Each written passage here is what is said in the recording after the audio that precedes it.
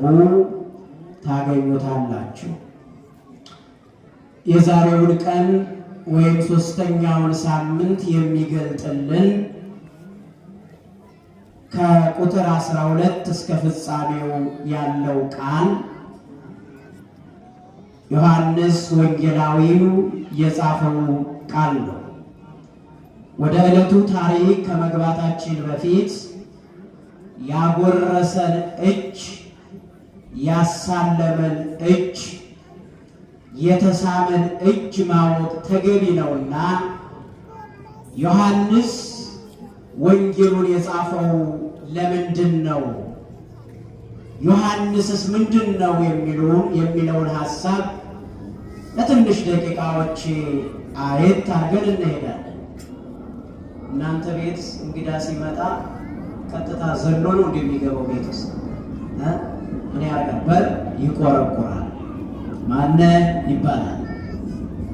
ከዛ በኋላ ከኔ አባባሉ የነኝ ካለ ቤተኛው ይከፍትለታል ማለት ነው።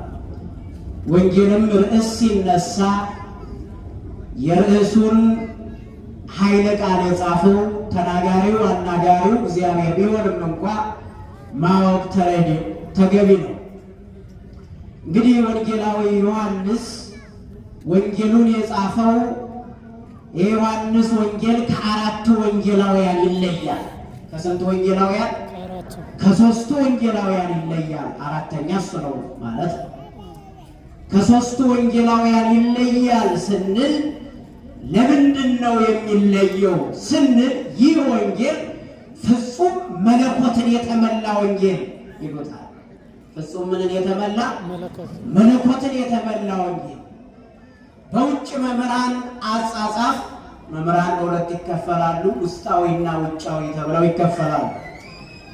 በውጭ መምህራን አጻጻፍ የዮሐንስ ወንጌል የመጀመሪያ ወንጌል ተብሎ ይነገራል። ለምን ከተባለ ቀዳማዊ ልደቱን በሚገባ ይናገራል። መቼም ተወለደ ለማለት ምን ያስፈልጋል? ተጸነሰ። ተጠመቀ ለማለት ተወለደ ማለት ያስፈልጋል። ሞተ ለማለት ተሰቀለ ማለት ያስፈልጋል። ተነሳ ለማለት ደግሞ ሞተ ተቀበረ ማለት ያስፈልጋል። ነገር ግን ሊቃውንት እንደሚያውቁት አሞኔዎስና አውሳቤዎስ ወይም ሰለስቱ ምዕት ዛሬ በምናነበው መሰረት ማቴዎስ፣ ማርቆስ፣ ሉቃስ ብለው አስቀምጠውልናል። እንደ ሐሳብ ላይ ያነሳውላችሁ። ስለዚህ ፍጹም መለኮትን የተመላ ወንጌል ብለው ይነግሩታል።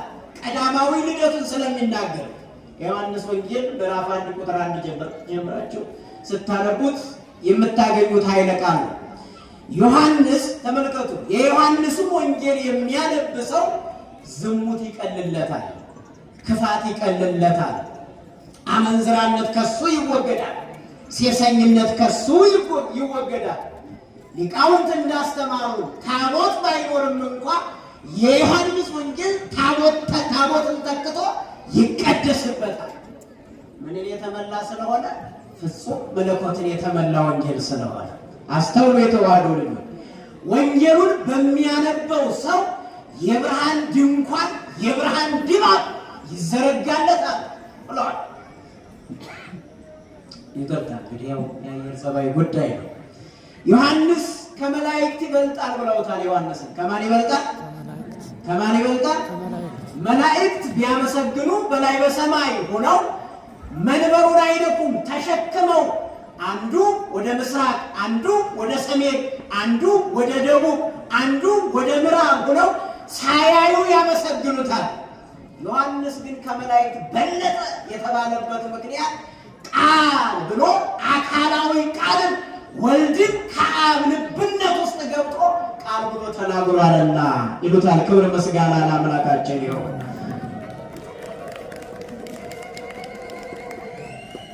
ግድ የለም ተውት፣ እልልታው ከጀመራችሁትም አቅልጡት፣ አልበለዛም ተውት፣ ችግር የለውም። ጾም ስለሆነ አንዳንዴ አይጠፋምና ጾም ነው የሚል አይጠፋም። ከእናንተ መካከልም ከእኛም ጭምር ከልብ ከጾም ነው። እውነት ነው፣ ጾም ነው። ግን እንደው ቲቪ ማነው ቤታችሁ ውስጥ ቲቪ ትከፍታላችሁ? አትከፍቱ? ይከፈታል አይደል? ትንሽ ዘፈኖች አለፍ አለፍ ብለው ይመጣሉ አይመጡም? ይመጣሉ። ቲክቶክ ትጠቀማላችሁ፣ ዘፈን ትሰማላችሁ፣ አሰሙ። ፌስቡክ ታያላችሁ፣ ከፌስቡክ ውስጥ የተለያየ መጥፎ ነገር ደግ ነገር ታያላችሁ፣ አታዩ? ስለዚህ ከዛና ከዚህ ስናወዳደር አንደበታችን አውጥተን የምናመሰግነው እግዚአብሔር ነው። በቤተ ክርስቲያን ሕግ ግን እውነት ነው ከበሮ የለም። ወደ ማህሌቱ ገባ ስንል ደግሞ ዝማሬው አለ፣ ጭብጫቦው አለ፣ ከመቋሚያው ጋር እልልታው ደግሞ ቆየት ይላል። ስለዚህ ለማንኛውም አጨብጭቡም አታጨብጭቡም ማለት ነው፣ እንደ ደብሩ ሁኔታ ትቀጥላላችሁ። ወደ ትምህርት ልመለስ። ኢሳይያስ 6:2-8 ስታነቡ እንዲህ ይላል፣ እንዲህ ብሎ ይነግረናል። በሁለት ክንፋቸው ይላል ኪሩቤል የሚባሉ 6 ክንፍ ያላቸው። ስንት ክንፍ ያላቸው? ኢሳይያስ ገብታችሁ አንብቡት። ኢሳይያስ 6:2-8 እንዲህ ይላል፣ በሁለት ክንፋቸው ፊታቸውን ይሸፍናሉ፣ በሁለት ክንፋቸው እግራቸውን ይሸፍናሉ፣ በሁለት ክንፋቸው ዘርግተው ይቆማሉ፣ መንበሩን ይሸከማሉ፣ እግዚአብሔርን ግን አያዩትም። ማንን አያዩትም? ዮሐንስ ከነዚህ መላእክት በልጧል ማለት ነው። የበለጠበት ምክንያት ለምንድን ነው? አንደኛ ንጹሕ ነው፣ ሁለተኛ እግዚአብሔርን ይወዳል፣ ሶስተኛ ቅድስት ድንግል ማርያምን ይወዳል። ክብር ምስጋና ለአምላካችን ይሁን። ተመልከቱ፣ በሁለት ክንፋቸው ፊታቸውን ይሸፍናሉ ማለት አንተን ማየት የሚችል ፍጥረት የለም ማለት ነው። በህሊና አትመረመርም ማለት ነው። በሁለት ክንፋቸው እግራቸውን ይሸፍናሉ ማለት በአንተ ፊት መቆም የሚችል የለም፣ በእግረ ህሊና አይደረስብህም ሲሉ እዚህ አምላክ ፊት ነው የቆምነው የተዋሉ። ለማንኛውም ወደ ወንጌሉ ሐሳብ እንግባና የዛሬው ዕለት ምኩራብ ተብሎ ይጠራል። ምን ተብሎ ይጠራል? ንገሩኝ፣ ነቃ ብላችሁ። ምን ተብሎ ይጠራል? ምኩራብ ተብሎ ይጠራል። ቤተ ክርስቲያናችን በዓለም እንዳሉት ዘራፊዎች መጽሐፍ ቅዱስ ብቻ ይዛ የምትዘል አይደለችም። ከጥንት ጀምሮ ስርዓትን ከተውፊት ተውፊትን ከታሪክ ጋር አስተባብራ በተለይም ደግሞ በ505 የተወለደው ከሊቁ ቅዱስ ያሬድ ጋር ከውጭ ከተቀበለቻቸው መጻሕፍቶች ጋር አንድ አድርጋ ይዛ የምታመሰግን፣ ልጆቿን በየዕለቱ የምትመግብ፣ የወደቁትን የምታጽናና፣ የተራቡትን የምትመግብ፣ በተስፋ መቁረጥ ውስጥ ያሉትን ተስፋ ሰጥታ ወደ ቤት የምትመልስ ቅድስት ቤተ ክርስቲያን ማን ይባላል አልኳቸው? የዛሬው ቀን ምኩራብ። በዚህ ቦታ ውስጥ ገብቶ ነው ከድንግል ማርያም የተወለደው ኢየሱስ ክርስቶስ የአባቴን ቤት የንግድ ቤት አታደርጉት አለ። የምን ቤት አታደርጉት? የንግድ ቤት አታደርጉት። በዚህ ትምህርት ውስጥ 3 ኃይለ ቃላቶችን አይተን ትምህርቱን እናጠቃልላለን። ለምን ገብቶ የንግድ ቤት አታደርጉት አለ? የገባበት ቤትስ ምኩራብ ለምን ተባለ? ከምኩራብ ውጭስ ሌላ መገልገያ የለም ወይ? በምኩራብ ውስጥ ምን አይነት በደል ይሰራ ነበረ? በሐዲስ ኪዳን ምኩራብ አለ ወይስ የለም? የዛሬዋ ምኩራብ ማናት የሚለውን አይተን ትምህርታችንን እናጠቃልላለን። ማን ይርዳን? ማን ይርዳን? አምላካችን ኢየሱስ ክርስቶስ ይርዳን። አስተውሎ የተዋህዶ ልጆች፣ ወንጌል ካልተማራችሁ ብታስቀድሱ፣ ስጋውን ብትቀበሉ ወጥታችሁ ከመክዳት አትዘሉ። ያልሰለጠነ ወታደር በጦር ሜዳ መካከል መዋጋት ይችላል? ይችላል? ኢንትራንስ ያልተፈተነ ተማሪ ዩኒቨርሲቲ መግባት ይችላል? አንደኛ ክፍል ያልጀመረ ተማሪ 12ኛ ክፍል መፈተን ይችላል? አይችልም። ግዕዝ ያልተማረ ተማሪ ማንበብ ይችላል? አይችልም። ያ ማለት ነው ወንጌል ስሙ ሲባል አንዳንድ የሚቆነጠነጣል። ከእናንተ ብቻም አይደለም ከእኛም ጭምር የሚያምነው ኧረ መቼ ሰዓት ሄደ እያለ ወደ ቤተ ክርስቲያን መሪዎች የሚደውላል። እባካችሁ ከእግዚአብሔር ጋር ለመኖር ከፈለጋችሁ ወንጌሉን አዳምጡ። ወንጌል ማለት ራሱ ክርስቶስ ማለት ነው። ማን ነው? ክርስቶስ ማለት ነው። ሊቃውንት ተርጓሚያን ታግዙኛላችሁ። ወንጌል ብሂል በልሳነ ጽር ዘበትርጓሜው ስብከት። ወንጌል ማለት በጽር ቋንቋ ስብከት ማለት ነው። ስብከት ማለት ደግሞ ወንጌል ነው። ተመልከቱ፣ ማን ያስተማረው? ክርስቶስ ያስተማረው ማለት ነው። ወንጌል ማለት ወልደ እግዚአብሔር እንደ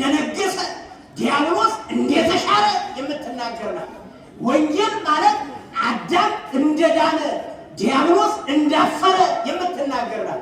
ተመልከቱ፣ ወንጌል ማለት በምድር እየኖሩ በላይ በሰማይ የምታኖር ማለት ናት። ወንጌል ማለት የተዋህዶ ልጆች ይህንን መስማት ያስፈልጋል። ወንጌል ሲጀመር የሚያማችሁ ሰዎች ካላችሁ ወደ ጸበል ቤት መግባት አለባችሁ። አንድ በሁለተኛ ደረጃ ንስሐ አባታችሁን ማማከር አለባችሁ። ወንጌል ሲጀመር ሂድ ይለኛል፣ ወንጌል ሲጀመር ያስለቅሰኛል ብላችሁ ለማንኛውም ልመልሳችሁ ወደ ታሪክ። መድኃኒታችን ኢየሱስ ክርስቶስ ወደዚህ ምኩራብ ገባ።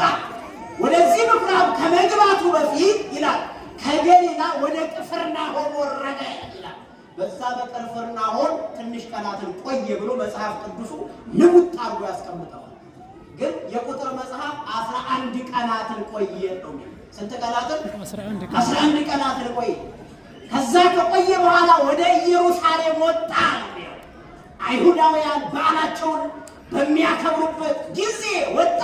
በዓለ መጸለይ፣ በዓለ ሰዊት፣ በዓለ ናይት በሚባሉት በዓላት ጌታችን ኢየሱስ ክርስቶስ ወደዚህ በዓል ሊሄድ ሲል ይህን ቀን መስሎ የቤተ ክርስቲያናችን ሊቅ ቅዱስ ያሬድ ትንቢተ ነቢያትን እያነሳ የሚያወድሰው፣ ስብከተ ሐዋርያትን እያነሳ የሚያመሰግነው፣ ትጋ መላእክትን እያነሳ የሚያመሰግነው። አስቡት የተዋህዶ ልጆች፣ እንደ መነኮሳት ዓለምን የናቀ፣ እንደ ሰማዕታት በዓለም የተሰደደ የተገረፈ ችግርን የቀመሰ የቤተ ክርስቲያናችን እንዲህ ይላል። ኢየሱስ ወንጌሉ ጥንተ ታሪኩን ይይዛል። ሊቁ ደግሞ ቀጥታ በዕለቱ የተፈጠረውን ነገር ይናገራል። ኢየሱስ ምኵራበ አይሁድ ወመሐረ ቃለ ሃይማኖት፣ መድኃኒታችን ኢየሱስ ክርስቶስ ወደ ምኵራብ ገብቶ የሃይማኖትን ቃል አስተማረ ይላል። ታሪኩን ከኋላ ላምጣላችሁ። ምኵራብ የሚለው ኮረበ ሰራ ከሚል የግዕዝ ቃል የተገኘ ነው።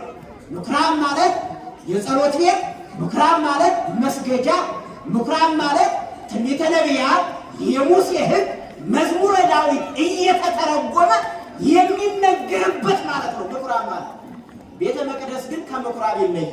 ከምን ይለያል? ከምኵራብ ይለያል። ቤተ መቅደስ ምኵራብ ማንኛውም ሰው 10 ወጣት ወይም 10 ሽማግሌ በአንድ አካባቢ ካለ የሚሰራ ማለት ነው። የአበውን ታሪክ የሚማሩበት፣ የሙሴን ሕግ የሚማሩበት፣ የዳዊትን መዝሙር የሚተረጉሙበት ማለት ነው። ምኵራብ ማለት ለትምህርትና ለጸሎት የተዘጋጀ ማለት ነው። በምኵራብ መምህራንን ይሾሙበታል። በምኵራብ ያጠፋ ሰውን ይገርፉበታል 39 ጊዜ። በምኵራብ የበደለ ሰውን ለሞት ይፈርዱበታል፣ እንዲፈረድበት ያደርጉታል። ምኵራብ ይሄ ነው ልዩነቱ። ቤተ መቅደስ ስንል መቅደስ ለመስዋዕት እንስሳት የሚታረዱበት፣ ደም የሚፈስበት፣ ዕጣን የሚታጠንበት ማለት ነው ቤተ መቅደስ። በምኵራብ ማን ያገለግላል? በቤተ መቅደስስ ማን ያገለግላል? አስተውሉ። ከቃሉ ጋር ናቸው። በምኵራብ መምህራን ወይም ረቢዎች የሚባሉት መምህር ማለት ነው። ረቢ ማለት መምህራን፣ ሕግ አዋቂዎችና ፈሪሳውያን ያገለግሉበታል። ሕግ አዋቂዎች፣ ፈሪሳውያን፣ መምህራን ያገለግሉበታል። በማን? በምኵራብ። በቤተ መቅደስ ደግሞ ካህናትና ሌዋውያን የአሮን ወገን የሆኑ ያገለግሉበታል። ምኵራብ ዘወትር የሚገለገልበት ነው። ቤተ መቅደስ ግን በዓመት 3 ጊዜ ሊቀ ካህኑ እየሄደ መስዋዕት የሚሰዋበት፣ ምኵራብና ቤተ መቅደስ ጎንና ጎን ነው ብለው አባቶቻችን ይነግሩናል፣ ያስተምሩናል።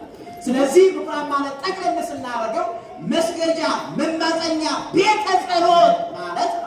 ወደዚህ ምኵራብ ነው የገባው። በምኵራብ ምን በደል ይሰራ ነበረ? ክርስቶስ ወደ ምኵራብ የገባው ለምንድን ነው ስንል የመጀመሪያው ምኵራብን የንግድ ቤት አድርገውት ነበር። የምን ቤት አድርገውት ነበር? በጣም ምስጢሩን በኋላ ስናየው እግዚአብሔር ቢረዳን ቢገልጥልን ያሳዝናችኋል፣ ታለቅሳላችሁ። ያ ምኵራብ ምንድን ነው ብላችሁ ስታዩት በጣም ነው የሚያሳዝነው። ለዚህ ነው ወንጌልም የሚያስፈልገው የተዋህዶ ልጅ። በምኵራብ ውስጥ ምን ይሰሩ ነበረ? መምህራን የተባሉ ሰዎች፣ ሕግ አዋቂ የተባሉ ሰዎች፣ ፈሪሳውያን የተባሉ ሰዎች አጠር ለማድረግ በሬዎች፣ በጎች፣ ርግቦች ይሸጡበት ነበረ። ተጨማሪ ወርቅ ይለውጡበት ነበረ። የማቴዎስ ወንጌል ምዕራፍ 21 ቁጥር 14 ወይም ደግሞ ከ10 ጀምራችሁ አንብቡ። ቤቴን የንግዱ ዋሻ አደረጋችሁ ይላል። ተመልከቱ። ይህን ሲያጠናክረው ይህንን ቃል ዮሐንስን ሲያጠናክርለት ማለት ነው። ዮሐንስ ታዲያ ያኔ የበሬ መሸጫ፣ የበጎች መሸጫ፣ የርግቦች መሸጫ፣ የወርቅ መለወጫ አድርገውት ነበረ። ያኔ ኢየሱስ ክርስቶስ ወደ ምኩራብ ገባ። ወደኛ ቤት እሱ ይምጣልን። የተዋህዶ ልጆች ኢየሱስ ምኩራብ አይሁድ ወመሐረ ቃለ ሃይማኖት ወይቤሎሙ ምጽዋተ አበድር እምሥዋዕት ትንቢተ ሆሴዕ ምዕራፍ 6:6 ከመስዋዕት ይልቅ ምሕረትን እወዳለሁ፣ እናንተ መስዋዕት ማቅረብ ብቻ እንጂ ምሕረት የላችሁም ይላቸዋል። መልሰው ወደ ምስጢሩ በዚህ ዘመን ይቅር ሳትሉ የምታቀርቡት መስዋዕት ካለ ከንቱ መሆኑ ነው። በሚሊዮን የሚቆጠር ብር ብትሰጡ ልብህ ላይ ጠጠር የሆነ ክፋት ካለ እግዚአብሔር ይቅር አይልህ። እንዴት ብለህ ደፍረህ ስጋውን ትበላለህ? እንዴት ብለህ ይኸውላችሁ ስጋውን ደሙን አንበላም፣ ማነው ስጋውን አንበላም ደሙን አንጠጣም ትላላችሁ። ስጋውን በቆረሰው ካህን እጅ ደሙን ባሸው ካህን እጅ እየተሳለማችሁ አይደላችሁ? ትሳለማላችሁ? አትሳለሙ? አያችሁ? የካህኖች ስጋውን አሽቷል፣ ነፍቷል። የካህኖች ደሙን ነፍቷል። እስኪ እሑድ ሳታቋርጡ የምታስቀድሱ እጃችሁን አውጡ። እሑድ ሁልጊዜ አውጡ እንጂ ዛሬም የመጣችሁ ግድ የለም አውጡ። ዛሬ መጣችኋል፣ ሌላ ቀን ሊቀሩ ትችላላችሁ። አውጡሽ፣ አውርዱትሽ። አይ እሑድ አንዳንድ ቀን ነው የምመጣው የምትሉ ደግሞ እጅ አውጡ። እኔ አሻው እሑድ ቢቀደስ ባይቀደስ ምን አገባኝ የምትሉ ደግሞ እጅ አውጡ። አንድ አይነት ክርስቲያን ነው። ምን አገባኝ ቢቀደስ ባይቀደስ፣ ቄስ ቢሆን ባይሆን፣ ቤተክርስቲያን ቢከፈት ባይከፈት ምን አገባኝ የሚላል እንዲህ አይነት ይዛ ነው ቤተክርስቲያን እየተጓዘች ያለ። አልበላም አላችሁ፣ ነገር ግን የካህኑን እጅ ስማችሁታል። አያችሁ፣ በከንፈራችን ሐሜት አንተንበታል። አላማንበትም፣ አንተንበታል። ትንቢተ ዕንባቆም ምዕራፍ 3 ቁጥር 14 ወይም ደግሞ ከ10 ጀምራችሁ አንብቡ። እንዲህ ይላል፣ መሬት ፍሬ ባትሰጥ፣ በለስ ባታፈራ፣ በከብቶች በረት በጋጣው ፍግ ባይገኝ፣ በበረቱም ከብቶች ባይኖሩ ወአነት ፌሳህ በእግዚአብሔር አለ። ተመልከቱ፣ የዛሬው ምስጢር ሲያጠናክረልን መሬት ባታፈራ አለ፣ በምድር ላይ ፍቅር ባይኖር አለ፣ በለስ ፍሬ ባትሰጥም አለ፣ ሰርቼ ባይባረክልኝ፣ በከብቶች በረት ውስጥ ፍግ ባይኖር አለ። በሬዎች የተባሉት መምህራን ናቸው። በመምህራን ልቦና ውስጥ ቃለ እግዚአብሔርና ፍቅር ባይኖር አለ ወአነት ፌሳህ በእግዚአብሔር፣ እኔ ግን በእግዚአብሔር ደስ ይለኛል። በማን ደስ ይለኛል? ብናስቀይማችሁ በማን ደስ ይበላችሁ? ባናገለግላችሁ በማን ደስ ይበላችሁ? ብንረሳችሁ በማን ደስ ይበላችሁ? ቤት መተን ባንጠይቃችሁ በማን ደስ ይበላችሁ? ታማችሁ ባንጠይቃችሁ በማን ደስ ይበላችሁ? ታማችሁ በጸበል ባናድናችሁ በማን ደስ ይበላችሁ? በእግዚአብሔር። ይህ ነው ክርስትና ማለት እንጂ አንድ ሰባኪ መጥቶ ወይ አንድ ቄስ መጥቶ ከሪያ በበሉ አስቀይሞኛል ቤተ ክርስቲያን የሚባል ነገር ካላችሁ ገና አላደጋችሁ፣ ገና ደካሞች ናችሁ፣ ገና ለጋ ናችሁ። ክርስቶስ ወደ ምኩራብ ገባ። ሲገባ ኢየሩሳሌም ብቅ ሲል በሬው እየተለወጠ፣ በጉ እየተሸጠ፣ ርግብ እየተለወጠ፣ እንደገና ደግሞ እዚህ 4 ኪሎ ላይ ፒያሳ አካባቢ እንዳለው ደግሞ ብርን ከብር የሚለውጡ የሚያዘርፉ ነጋዴዎች ናቸው። ከዛ በኋላ ኢትግበሩ ቤተ አቡየ ቤተ ምስያር አላቸው። የአባቴን ቤት የንግድ ቤት አታደርጉት። ቤቴ ቤተ ጸሎት ይሰመይ ወይም ትሰመይ፣ ቤቴ የጸሎት ቤት ይባላል እንጂ የንግድ ቤት አይባልም አላቸው። ክብር ምስጋና ለአምላካችን። ዛሬም እንዲህ የሚል አባት እንዳያሳጣል። ይህ ቤት የንግድ ቤት አይደለም። ይህ ቤት የጸሎት ቤት ነው። ቤት የተባለው እኮ የተሰራው ቤተ መቅደስ እንዳይመስላችሁ። ይህ ቤተ መቅደስ የተሰራው ድንጋይ መንግስተ ሰማያት አይገባም። በውስጡ የሚመለከውን እግዚአብሔርን ልናመልክበት ንስሐ ልንገባበት ነው። አንዳንድ ጅላጅሎች ምን ይላሉ መሰላችሁ? ክርስቲያኖች ታቦት እያሉ ተሸክመው እንጨቱን ተሸክመው ይዞራሉ ይሉናል። መጽሐፍ ቅዱስ ምንድን ነው? ወረቀት አይደለም። ኬሚስትሪዎች መጽሐፍ ቅዱስ ምንድን ነው? ከእንጨት የተሰራ ነው አይደል? በታቦት ላይ ጣዖት የሚል ስም አታገኙ ወይ? ቅዱስ ገብርኤል ከዛ ደግሞ ዋናው ባለቤቱ ክርስቶስን ታገኙበታላችሁ። በመጽሐፍ ቅዱስ ላይ ስትገቡስ ዲያብሎስ የሚል 34 ጊዜ ተጽፎ ታገኛላችሁ። ጋኔን የሚል 17 ጊዜ ተጽፎ ታገኛላችሁ። ወንድም እህቱን ሲደፍር ተጽፎ ታገኛላችሁ። አባት ሴቶች ልጆችን ሲደፍር ተጽፎበት ታገኛላችሁ። የሰይጣን ስም የነፍሰ ገዳዮችን ተጽፎበት ታገኛላችሁ። ታቦትሳ ደሪኦሙ ታዲሶሙ መጠው ነፍሶሙ እለሎቱ ተቀዩ በሕይወቱ። አያችሁ፣ ነፍሳቸውን ሰጥተው ለክርስቶስ ማለት ስጋቸውን ለክርስቶስ ሲሉ በዓለም ላይ መከራን የተቀበሉ እለሎቱ ተቀዩ በሕይወቱ። በሕይወት ዘመናቸው የተገዙለት ክርስቶስ ያከበራቸው የነሱ ስም ታቦተ ሕጉ ላይ ተጽፏል። መሪው ግን ክርስቶስ ነው። ይህ ነው እያመለክን ያለ ነው የተዋህዶ ነገር። መጽሐፍ ቅዱስ ብቻ ካለ ይህ ዓለሙ እግዚአብሔርን አያውቀው። እኛ ግን እግዚአብሔርን ጠንቅቀን ነው የምናውቀው። በቅዳሴው ስንገባ እግዚአብሔርን ጠንቅቀን ነው የምናውቀው። በኪዳኑ ስንጠራ፣ በማህሌቱ ስንጠራ፣ ማህሌቱን ስንጀምር፣ ሳቃቱ ስንጀምር የቀኖቱ መጨረሻ ማነው? እግዚአብሔር ነው። እግዚአብሔር ነው። ትውልዱ ከየት እንዳመጣው ራሳችሁን ጠብቁ። ወጣቱ ተነጥቃችሁ እንዳትሄዱ። ዛሬ ላንመጥላችሁ እንችላለን። በምትነዱት መኪና እኛን ልትለኩን ትችላላችሁ። በሰራችሁት ቤት የቤተ ክርስቲያንን ምሁራን ልትለኩ ትችላላችሁ። በለበሳችሁት ጫማ በለበስነው ጫማ ልትገምቱ ትችላላችሁ። እንዴ መስቀል ይዞ ያደፈች ነጠላ ለብሶ የሚሄድ ካህን እኮ ተሸሽጎ የሚሄድ ትውልድ ነው ይዘን እየተጓዝን ያለ። የምሰግደው ለማን ይመስልሃል? ለማን ነው የምሰግደው? ለመስቀሉ ነው እኮ። ንስግር ለመስቀል ወደ ማርያም ድንግል አይደለም። ለመስቀሉ እንሰግዳለን።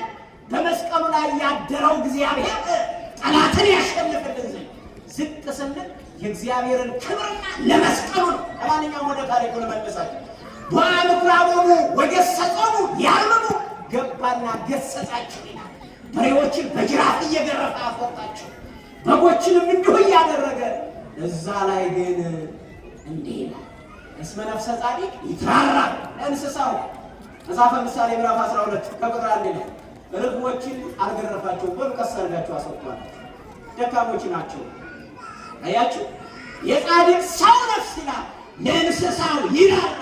ሊቃውንት ባደግንበት አካባቢ አንድ እናት አንድ አባት አብራው የኖረች ላም አብሮት የኖረ በሬ ገበያ ሄዶ ሲሸጥ ሲታረድ ከቤት አብሮኝ የኖረ በጌ ሙክት የታረደ ብለው ያለቅሳሉ። ደጎች አባቶቻችን ያሳደጉት አደድቀው ከኔ የተለየ በሬ ረጅም ዘመን ታርሶ የኖረ በሬ ተሸጠ ብለው ያለቅሳሉ።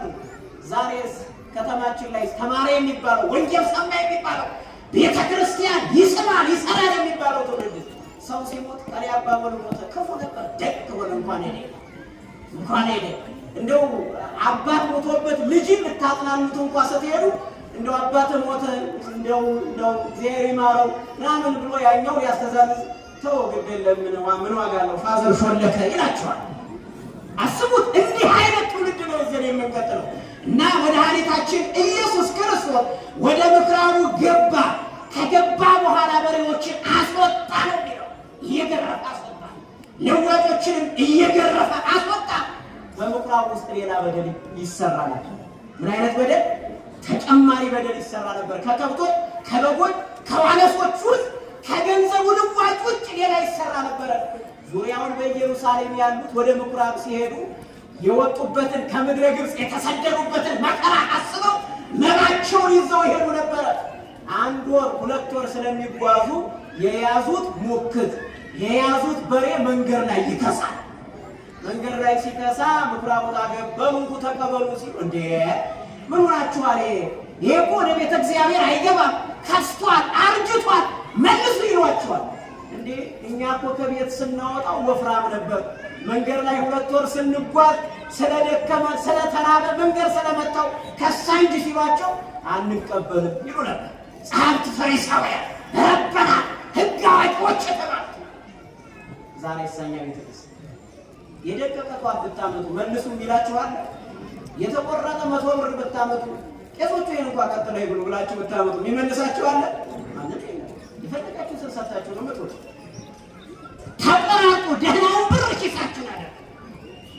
የተቆራረጠውን ስንሰጥ እንኳን እንዲህ አይለንም እግዚአብሔር። ያኔ ውሰዱ ገንዘባችሁን መልሱና ደህና አንጡ ሲሏቸው አይ የሆነ ነገር አመቻቹልን ይሏቸዋል። እንዳካላችሁ በወፍራም በከሳ ሁለት በወፍራም አንድ አድርገን እንቀይራችሁ ይሏቸዋል። ህዝቡ ረበናት እኮ ናቸው በምክራብ ውስጥ ያሉ። እሺ ያ ከሆነ እንቀይራችሁ ሁለት የከሳ አንጡ አንድ ወፈረ እኛ እንሰጣችኋለን። ይህ መስዋዕት አሉ። ይደግሙና ደግሞ ልብስ አንጡ ለቤተ መቅደሱ መጋረጃ እንዲሁም ደግሞ ለምኩራቡ መጸዳጃ አንጡ ይሏቸዋል። ነጭ ሲያመጡ አሃ ይሄ እኮ ለምኩራብ አይገባም መልሱ ይሏቸዋል። ቀይ ነው የሚሆነው። ቀየት እናገኛለን ሲሉ አይ ቀዩ ከኛ ጋር አለ ከፈለጋችሁ በሁለት ቀይሩን ይሏቸው። በዚህ መከራ ላይ ነው ክርስቶስ የደረሰልን። ለእኛም ይድረስልን የተዋሉ። በዚህ መከራ ላይ መድኃኒታችን ኢየሱስ ክርስቶስ ደረሰላችሁ። ይኸውላችሁ እነዚህ ሰዎች ቤቱን የንግድ ቤት ያደረጉት ለምን ይመስላችሁ? ከሁለት ነገር ለማምለጥ። የመጀመሪያው በሮማውያን ከሮማውያን ግዛት ቀረጥ ነፃ ለመሆን፣ ከዚህ ለማምለጥ ወደ ምኩራብ ገብተው ንግድ ጀመሩ። አንደኛ። በሁለተኛ ደረጃ ሮማውያን ከሀገራቸው ንጉሥ ጋር ጦርነት ካነሳ ቤተ መቅደሱን ምኩራቡን ተገን አድርገው ለመዋጋት እንጂ ለቤተ መቅደሱ አዝነውለት ለምኩራቡ አዝነውለት አይደለም። የተዋህዶ ልጆች በዚህ ውስጥ አብረው ካህናቱ ይተባበሩ ነበር በንግዱ ይላል። እኛም ስጋዊ ነጋዴ እንዳንሆን አምላካችን እግዚአብሔር ይርዳል። እነ መምሬኛ ሰፈር ይነግዳሉ እንዳትሉ። ሰው ሰርቶ ራሱን መቻል ጥሩ ነው። መጥፎነቱ መስረቅ እንጂ ሰርቶ መኖር ሕግ ነው። ልጅን ማሳደግ እንዳውም እንዴ እና ሐዋርያው ቅዱስ ጳውሎስ ሊቃውንት ድንኳን እየሰፉ ነበር። ድንኳን እየሰፉ ሰሜን እየሰፉ ነበር። የሚሞር ምዕመናንን ይረዷቸው ነበር።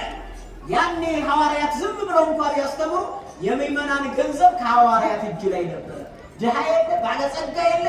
እያንዳንዱ ድሃውም ያጡ ባለጸጋውም ያጡ ሰርቶ ያመጣና ማን ያካፍላቸዋል? ሐዋርያት ያካፍሏቸዋል ማለት ነው። ዛሬስ እንደው ገንዘባቸውን አምጡ ይበል ስልኩን ዘግቶ ይጥፋ እንዴ አንሰጥም አይደል የምትሉት? የተወደደ አንሰጥም። ሐዋርያት ግን ሰርተው እኩል። ስለዚህ የሚለብሰው ድሃው ባለጸጋው እኩል፣ የሚበላው እኩል ነው የሚበሉት። እንሰብስበው ትምህርቱን የተዋህዶ ልጆች። ከዛ በኋላ መድኃኒታችን ኢየሱስ ክርስቶስ ወአምክራወሙ ወገሰጾሙ ወአርምሙ አንከሩ ምህረቶ ወገሰቃሉ ወጣይ ባለገሩ ዋሳይ ጻፉ። ክርስቶስ ያኔ ሲናገር የአንደበቱን ቀስጠና የቃላቱን ፍጥነት ከአንደበቱ የሚወጣውን በጥሩ ነገር የተሰደሩ ቃላቶችን አይተው ምን አይነት ሰው ምን አይነት ነው ከኃጢአተኞች ጋር የሚውል ምን አይነት የተባረከ አባት ነው ከደጋጎች ጋር የሚውል። ክርስቶስ ግን የመጣው የስልጣን ሽግግር ለማድረግ ነበር። የምን ሽግግር ለማድረግ? የስልጣን መስዋዕተ ኦሪትን አሳልፎ መስዋዕተ ሐዲስን ለመተካት። ምን ነበረ ርዕሳችን? የአባቴን ቤት በሉ ያሳችሁት የንግድ ቤት አታድርጉት። ይህን ካላቸው በኋላ አንተ በምድር ላይ ገንዘባችን አስከብረው ከኖሩ ስልጣናት በምን ትበልጣለህ? በአይ ዘንተ አሉ። እንዴት ልትበልጥ ትችላለህ? እነሱ የምድራውያን ነገሥት ሀሳብ ነው ያሰቡ። በምድር ላይ ያሉ የነገሥታቱን ስራ ነው ያሰቡት። እሱ ግን ይሄን አልነበረ። ስለ ቤተ መቅደስ ያወሩት የእኛን ንግድ አስወጣል፣ ነገሥታቶቻችን እንዲህ አላደረጉም ይሉታል። ያኔ መድኃኒታችን ኢየሱስ ክርስቶስ 46 ዘመን የተሰራ ቤተ መቅደስ አፍርሱ በ3 ቀን አነሳዋለሁ አላቸው። ይህስ እንዴ እኛ የለፋንበትን ቤተ መቅደስ 46 ዘመን አንተ በ3 ቀን እንዴት ታነሳዋለህ? እሱ ግን የተናገረው ሞቶ በ3ኛው ቀን እንደሚነሳ 46 ቀን የፈጀ 46 ዓመት የፈጀ ማለት በ46ቱ በብሉይ ኪዳን መጻሕፍት ቢነግራቸው እንኳን አንሰማም ብለው ነበረ የተዋህዶ ልጆች። ለማንኛውም በሬዎችን፣ ከብቶችን፣ ርግቦችን ከቤተ መቅደስ አስወጣ። ታሪኩን በትንሹ ይሄን ግድ የለም። ታሪኩን ብንለው ለእኛ ታሪኩ ብዙ ጥቅም አይሰጠን። ጥቅም የሚሰጠው ከታሪኩ ምንድን ነው የምንማረው የሚለውን ሀሳብ። በሬዎች ብያችኋለሁ፣ በጎች ብያችኋለሁ፣ ርግቦች ብያችኋለሁ፣ ወርቅ ይለውጡ ነበረ ብያችኋለሁ። አሁን እነዚህን ስሙ ምስጢር አስቡ። በሬዎች የተባሉት እየገረፈ አስወጣ ማለት ከፍየልና ከበሬ በጉልበት ማን ይበልጣል? በሬ ይበልጣል አይደል? በሬዎች ይበልጣሉ ማለት ነው። እኔን እኮ በሬ እያላችሁ ነው ስትናገሩ። ማን ይበልጣል? በሬዎች ይበልጣሉ አይደል? በሬዎች ማለት አቅም ያላቸው ስልጣን ያላቸው መምህራን ማለት ነው። እየገረፈ አስወጣቸው ማለት የእናንተ ስልጣን ካሁን በኋላ አክትሟል፣ ወድቋል። ስልጣን ያለው መስዋዕት የሚሰዋው ራሱ መስዋዕት አቅራቢ ራሱ መስዋዕት ሆኖ የሚቀር መጥቷልና የእናንተ ስልጣን አክትሟል። ሐለፈ ሌሊት ወመጻት ማለት አላቸው። ሌሊት ብሉይ ኪዳን አልፏል። የእናንተ ጊዜ ህዝቡ ያለቀሰበት ጥርስ የሰበረ ጥርሱ ይሰበር፣ ጆሮ የቆረጠ ጆሮ ይቆረጥ፣ አንገት የቆረጠ አንገቱ ይቆረጥ።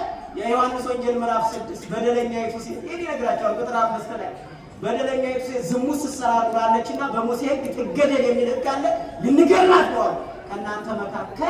ከእናንተ መካከል በደልና ኃጢአት የሌለበት ይግረፋት ሲሉ ያኔ በደላቸው እያንዳንዳቸው ሽማግሌ ሁሉ ተሰበሰበና ግንባሩ ላይ የአንዱን ኃጢአት አንዱ ሲያይ ዘወር ዘወር ዘወር ዘወር ዘወር ዘወር እያለ ሄደ። ሴቷን ብድግ አረገ። የከሰሱሽ የት ሄዱ አለ። አላየኋቸው አያችሁ እንደሚል ክርስቲያን አለ። የከሰሷችሁ የት ሄዱ ብትባል ይሄው በዚህ አምልጠው ሄደዋል። በቃ ያሻዙልኝ ምንም እንደ በዚህ ዘመን አላየኋቸውም ማለት እንዲህ ነው ክርስትና። እየገፉን አልተገፋንም፣ እየተበደል አልተበደልንም፣ እያለቀስ አላለቀስንም። ምክንያቱም የኛ ሀገር ይህ አይደለም። ሀገራችን ቤት ነው፣ በላይ በሰማይ ነው። ስለዚህ በሬዎችን እየገረፈ አስወጣ ማለት የበሬ ስጋ ከእንግዲህ ወዲህ አይቀርብም። የበጎች ደም ከማሁ የበጎች ደም ከእንግዲህ ወዲህ አይቀርብም። የኔ ደም ዓለምን የሚያድነው ለአንድ ለአዳም ብዬ ዓለምን ላድን መጥቻለሁና ማለት ነው። ክብር ምስጋና ለአምላካችን ይሁን። ለዋጮችን በተነባቸው ማለት ክህነታቸውን እንደማይሰራ ማለት ነው። ተመልከቱ፣ ግደሉ ቁረጡ የሚለው ክህነታችሁ ስልጣናችሁ ከአሁን በኋላ አይሰራም ማለት ነው። ወዘረው ሁሉ ነዋዮሙ ገንዘባቸውን በተነባቸው ማለት መስዋዕተ ኦሪትን አሳለፈባቸው። መስዋዕተ ሐዲስን እተካለሁ አላቸው ማለት ነው። ወዘረው ወርቆሙ ወመሮሙ ይላል። ደግሞና ተመልከቱ፣ ገንዘባቸውን የሚለውጡትን አንዱን ካንዱ ላይ ተደራረበና ይላል በተአምራት የእያንዳንዱ ገንዘብ ለብቻው ቁጭ ብሎ ተገኘ ይላል። እግዚአብሔር ይችላል አይችልም? ይችላል አይችልም? ይችላል። እግዚአብሔር ደግ አባት አይደለም? ለሙሉ ግንባር ላይ አይን የሚሰራ አይደለም? መሬት ላይ ምንም ከሌለበት የህይወት እስትንፋስ እፍ ብሎ ሕያው የሆነ የሰው ልጅ የሚፈጥር አምላክ ነው። ክብር ምስጋና ለአምላካችን ነው። በኦሪት ስራ ጸንተው የኖሩ ሕጋቸውን አሳለፈ። የማያልፍ ሕግ እሰራላችኋለሁ አላቸው። ወገፍታ ማይዳት የሆኑ ለመወልጣን አለደገመና ከልዕልናቸው ከስልጣናቸው ይውላችሁ። እነዚህ በምኩራብ ያሉት ፈሪሳውያን በምራን ረበናት የሚባሉት ትልልቅ መቀመጫ ይሰራላቸው። ዘይት እያለ ይቀመጥ። ህዝቡ ደግሞ በእግሩ የሚቋጥል ነው። እሱን አወረደና ዝቅ አድርጎ ሐዋርያትን ያኔ በምድር ላይ ታዘዙ። የተማረ ሰው መታዘዝ ነው። በቢሮአችሁ ልትታዘዙ እንጂ ልታዙ አይደለም የተሾማችሁ። የተማረ ሰው ሊያገለግል እንጂ ሊገለገል አይደለም። ገንዘብ ያለው ሰው ሊሰጥ እንጂ ራሱ ሊበላ አይደለም። እየበላ ወደ መጸዳጃ ሊከተው አይደለም። ተመልከቱ፣ ስልጣን ማለት ዝቅ ብሎ ማገልገል ነው። ሐዋርያት ናቸው ክርስቶስን ያጠቡት። እግሩን ክርስቶስ ነው ሐዋርያትን ያጠባቸው። መልሱልኝ፣ ክርስቶስ ነው አይደል እግራቸውን ያጠበው? ዝቅ ብሎ እኔ ካላጠብኳችሁ ክፍል የላችሁም አትድኑም አላቸው። አምላክ ሲሆን መምህር ሲሆን ዝቅ ብሎ እግራቸውን አጠበ። ክብር ምስጋና ለአምላካችን ይሁን። ተመልከቱ፣ በጅራፍ እየገረፈ አወጣቸው ማለት ጅራፍ ማለት ስልጣን። ሊቃውንቱ እንደውም ጅራፉን ከምን አገኘው ሲሉ በአካባቢው ገለባ ነበረ። ከገለባ አዘጋጅቶ እየገረፈ አወጣቸው። ምክንያቱም በደካማ ነገር ኃይልን ማሳየት ነውና ብለው ሊቃውንቱ ይናገሩታል። ይህንን ምስጢር ያመሰጥሮታል። የተዋሕዶ ልጅ በገዛ ስልጣኑ እየገረፈ አስወጣቸው። አጠቃላይ የብሉይ ኪዳንን ሕግ ሻረ። በሬዎች የተባሉ መምህራን፣ በጎች የተባሉ ምዕመናን ሲገላቱ ኖሮ ነበረ። ተመልከቱ፣ በሬ የተባሉት መምህራን ናቸው። በጎች የተባሉት ምዕመናን ናቸው። ርግቦች የተባሉት ርግብ የመንፈስ ቅዱስ ምሳሌ ነው። የመንፈስ ቅዱስን ስራ በቤተ መቅደስ ውስጥ ሲያሞኙ ነበረ ማለት ነው። የዛሬዋ ምኩራብ እናጠቃለን ወደሚጠቅመን ሀሳብ። የዛሬዋ ምኩራብ ቤተ ክርስቲያን ስጋው ደግሞ የሚፈተትባት፣ ሰው ተጣልቶ የሚታረቅባት፣ ወድቆ የሚነሳባት። ዛሬ ግን ተመልከቱ፣ ቤተክርስቲያን ማለት ምሁራን የሚኖሩባት ደካማዎች የሚኖሩባት ማለት ነው። ዛሬ ግን ደካማዎች የሚባረሩባት፣ ምሁራን የሚያነሱባት፣ ሌቦች ነጋዴዎች ተሰብስበው በድንቁርና የሚኖሩባት ምኩራብ የምሕረት እጆቹን እግዚአብሔር ይላክ። አሜን። ስንቱ ምሁራን ያለቅሳሉ አባቶቻችን ዲስትሩ እየሰሩ 50 ማነው 20 ዓመት 30 ዓመት 25 ዓመት ድንቋውን አቋቋሙን ትርጓሜውን ተምረው በሌላ አቅማቸው ሲሚንቶ ሲያቦኩ የሚኖሩ ስንት ደካማዎች ስንት መምህራን እግዚአብሔር ይህንን ምሕረት ያሳልፈ እነሱ ወደ ቤታቸው ይመልስ። ቤት ውስጥ የገቡት ይውጡ ማለት አይደለም፣ እንዳቅማቸው ይኑሩ ማለት ነው።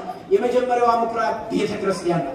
ሁለተኛዋ ምኩራብ የተባለችው አካለ ክርስቲያንና የእግዚአብሔር ቤተ መቅደስ እንደሆናችሁ አታውቁም ምን ይላል? አንደኛ ቆሮንቶስ ምዕራፍ 3 ቁጥር 16 ላይ ይህን ምኩራብ በበደል ውስጥ እያኖር ነው። ይህን ምኩራብ በኃጢአት ውስጥ እያኖር ነው። ይህ ምኩራብ ተመልከቱ መጋዘን ሆኗል። የኛ ሰውነት ምኩራብ ነው ቃል ይህ ምኩራብ መጋዘን ሆኗል። የምን መጋዘን ካልን የክፋት መጋዘን፣ የተንኮል መጋዘን፣ የምቀኝነት መጋዘን፣ የትዕቢት መጋዘን፣ የኃጢአት መጋዘን፣ የመለያየት መጋዘን ሆኗል። ማን መጥቶ ያጽዳው? ማን መጥቶ ያጽዳው? እግዚአብሔር መጥቶ ያጽዳው። ክብር ምስጋና ለአምላካችን። የሌብነት መጋዘን ሆኗል። አንዲት ታሪክ ነገራችሁና ትምህርት የላጠቀ እንግሊዝ ሌባ የሚይዝ መሳሪያ ሰራች። ምን የሚይዝ መሳሪያ? ሌባ የሚይዝ ሌባ ትበሉ ሌላ እየተሳደባችሁ ነው። ሌባ የሚይዝ መሳሪያ ሰራችና እስኪ ህግ አውጪዎች፣ ህግ ተርጓሚዎች፣ የተማሩ ሰዎች አሉበት ከሚለው የሚባለው ሀገር አሜሪካ ወሰዳለችና አሜሪካ ወሰደች። መሳሪያው ምን የሚይዝ ነበረ? ሌባ የሚይዝ ነው። እዛ አሜሪካ ሲወስድ በ10 ደቂቃ ውስጥ 20 ሌባ ያዘ። ስንት ሌባ? የት ላይ ተያዘ? አሜሪካ። ቻይና ደግሞ ይሞከር ተባለ። ቻይና ሲሄድ በ10 ደቂቃ ውስጥ 50 ሌባ ተያዘ። የውጭ ሀገር ደክሟል። አንዲት ሃይማኖት ያላት ሀገር ህዝቦቿ የጥቁር ህዝብ መኖሪያ የሆነች ሀገር ታላቅ ሀገር አለች። በጥንት ዘመን የሙሴን ህግ ስትጠቀም የኖረች፣ በሐዲስ ዘመን የክርስቶስን ክብርና ልዕልናው የቅዱሳንን ክብር ተሳቱ ቅዱሳን ገብተው የኖሩባት ሀያላን ሀገር አለች ኢትዮጵያ የምትባል ተባለና የሌባ መያዣው ኢትዮጵያ ነው። የት መጣ? ነቃ በሉ። የት መጣ? ሌባ እንዳይሰርቃችሁ ነቃ በሉ። የት መጣ? ኢትዮጵያ መጣና ቦሌ ላይ አረፈ። እንደምታውቁት ቦሌ ላይ አረፈ ብሎ ትንሽ አለፍ አድርገው እስኪ እንደውችን ጀግና ሀገር እንያት ምናምን ብለው ዘወር ብለው 3 ደቂቃ ሲሆን ቸክ አድርገው እንምጣ ሲሉ በ3 ደቂቃ ውስጥ አይደለም ሌባ ሊይዝ የሌባ መያዣው መሳሪያው በ3 ደቂቃ ውስጥ ከነራሱ ተሰርቆታል። የተለያየ የተሰረቀ ነው ኢትዮጵያ። ስለዚህ የሌባ መሳሪያው ኢትዮጵያ ውስጥ አልሰራም ማለት ሌቦች ነን አይደለንም። እግዚአብሔርን ሰርቀናል፣ ካህናትን ሰርቀናል፣ ቤተክርስቲያንን ሰርቀናል፣ ራሳችን ሰርቀናል፣ ክርስቶስን ሰርቀናል። የአባቴን ቤት የንግድ ቤት አታድርጉ። እውነተኛው ቤት ይህ ነው። ክርስቶስ በትንሣኤው የደመደመው፣ ክርስቶስ በዳግም ምጽአት የሚያነሳው፣ ክርስቶስ በሞቱ ያጸናው ይህ አማናዊ ቤተ መቅደስ ነው። ነገ ቢፈርስ ነገ የሚያነሳው፣ ዛሬ ቢሆን ዛሬ የሚያነሳው አማናዊ ቤተ መቅደስ ነው። እጃችሁን ከፍ አድርጉ። የአባቴን ቤት የንግድ ቤት አታድርጉት። የአባቴ ቤት የተባለው አካላችን፣ እጃችን፣ አይምሯችን፣ ልባችን፣ እግራችን፣ ኑሯችን ነው። እግዚአብሔር ሆይ የአንተ ቤት እንድንሆን እርዳን። ይቆየን። በመምህራችን ላይ ያሉ እግዚአብሔር አምላካችን የራቀውን አቅርቦ የተሰወረውን ገልጦ የረቀቀውን አግብቶ የጠመመውን አስተካክሎ ለእኛ የሚረባንንና የሚጠቅመን ስላስተማረን አምላካችን ሁሉ እግዚአብሔር ስሙ የተመሰገነ ይሁን። ለመምህራችን ለመጋቤ ስብሐት ዳዊት እግዚአብሔር አምላካችን ቃለ ሕይወትን ያሰማልን፣ ቃለ ሕይወትን ያሰማልን፣ ቃለ ሕይወትን ያሰማልን። እግዚአብሔር አምላካችን በእድሜ በጸጋ ጠብቆ የአገልግሎት ዘመናቸውን ይባርክልን። እኛም ደግሞ በሰማነው በተማርነው ቃል እግዚአብሔር 30፣ 60፣ 100 ያማረ ፍሬ እንድናፈራ አምላካችን በቸርነት ይርዳን። ያስተማረን ማን ነው? የመከረን ማን ነው? ያሰባሰበን ማን ነው? አምላካችን ልዑል እግዚአብሔር ስሙ የተመሰገነ ይሁን። ነገ